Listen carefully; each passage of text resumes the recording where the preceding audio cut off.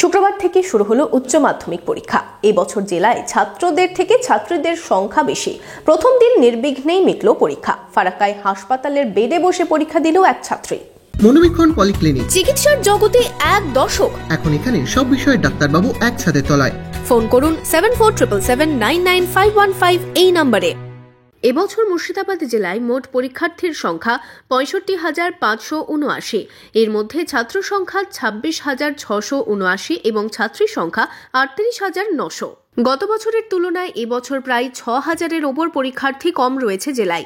প্রথম দিনের পরীক্ষা দিতে গিয়ে ফারাক্কায় অসুস্থ হয়ে পড়ল এক পরীক্ষার্থী। পরে হাসপাতালের বেডে বসেই পরীক্ষা দিল ওই ছাত্রী। ফারাক্কার অর্জুনপুর উচ্চ বিদ্যালয়ের ছাত্রী সুলেখা খাতুনের পরীক্ষার সিট পড়েছিল আমতলা হাই স্কুলে।